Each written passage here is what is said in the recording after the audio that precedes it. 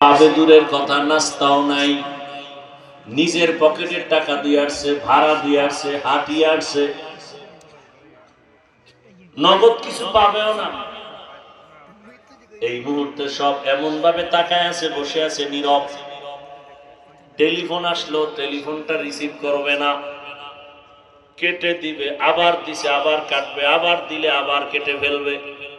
বারবার টেলিফোন করলেই তো একবার রিসিভ করে মাথা নত করে বলবে, এই মিয়া এতবার কেটে দেই তারপরও রিং দাও কেন? আর সে টেলিফোন করনেওয়ালা যদি ঘরের ম্যাডামই হইয়া পড়ে, তাহলে আজকে রাতে উপায় নাই।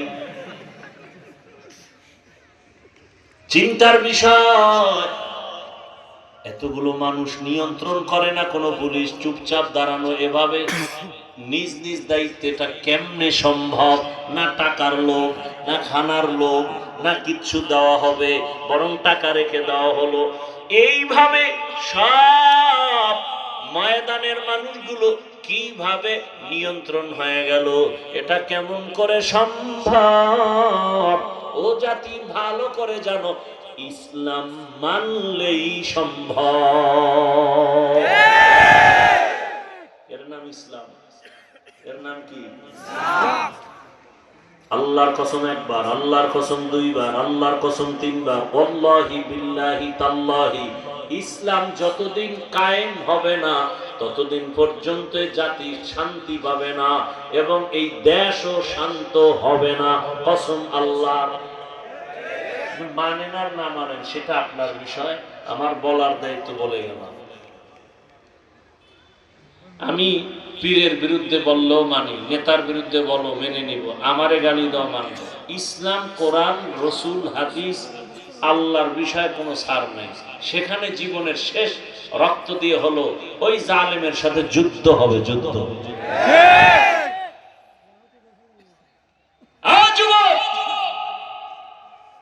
তোমার রক্ত কি এখনো গরম হয় নাই? গোটা দুনিয়াটা জাগরণ করে গেল তোমার জাতি ভাই সেই যুবক। তুমি কি এখনো কাপুরুষের মতো চুপ হয়ে বসে থাকবা? কেমন যুবক, গোটা দুনিয়ার মানুষের জানায় দিল পশু টাকায় বিক্রি হয়, হাদি টাকায় বিক্রি হয় না।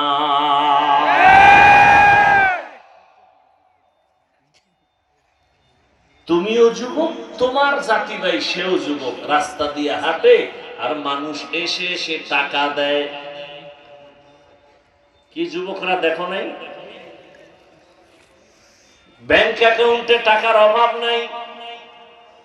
যুবকরা সত্য কথা বলো, ওই ছেলেটা কি কোনোদিন লাইভে এসে বলছিল আমারে টাকা দাও? সত্য কথা বলো, বলছে? অথচ মানুষ 50,000 টাকার বান্ডিল রাস্তা দিয়ে হাঁটে এসে দিয়ে যায়। ওর পাওয়ার কি ছিল? এমপি। হ্যাঁ, ওর পাওয়ার কি? ও খুব পাওয়ার, ক্ষমতাওয়ালা। আর তুমি কেমন যুবক? তুমি সারা রাত মোবাইলে গুনাহ করার জন্য এমবি লাগবে, মায়ের মানি ব্যাগ কাটতেছো, চুরি করো টাকা, বাবার টাকা চুরি করো। তুমি কোন চরিত্রের যুবক? ওই ছেলেটাকে মানুষ কলিজা কেটে খাওয়াতে চায়।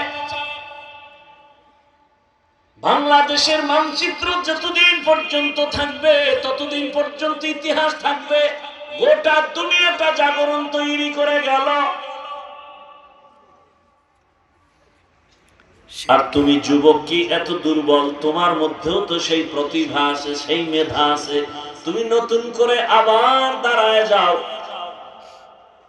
সুন্দর চরিত্র নিয়ে দাঁড়াও আর হুঙ্কার দাও। জীবনে জন্ম নিছি একবার, মৃত্যু হবে একবার, কোন বেঈমান আর নাস্তিকের সামনে মাথা নত করব না। ও যুবক, হাতে হাত লাগায়া জীবনটাকে সুন্দরভাবে সাজাও। মাত্র 8 থেকে 10টা বছর মোবাইলটাকে পানির মধ্যে ফেলে দাও। ভালো করে লেখাপড়া করে সুন্দর চরিত্র নিয়ে আবার দাঁড়াও, ডাক্তার হও, ইঞ্জিনিয়ার হও। ওসি ডিসিএসপি হও, গোটা দুনিয়ার টাকাওয়ালা তোমার কদমে মাথা নত করতে বাধ্য হবে। তুমি টাকা খুঁজো কেন? গোটা দুনিয়ার টাকাওয়ালারা তোমাকে খুঁজবে। মিথ্যা বলছি? ডাক্তার জাকির নায়েকরে কে না চিনে, কে না জানে?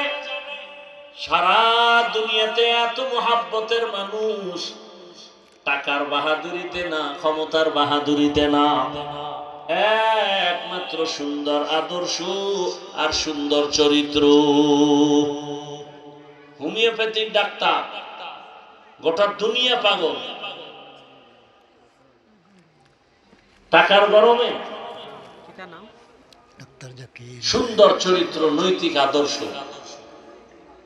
তুমি যদি সিলেটের সব থেকে বড় ধনী হও আর অক্সফোর্ড বিশ্ববিদ্যালয়ের থেকে যদি তুমি 50টা ডিগ্রি নাও আর চরিত্র যদি খারাপ হয়, জুতার বাড়ি ছাড়া তোমার কপালে কিচ্ছু নেই।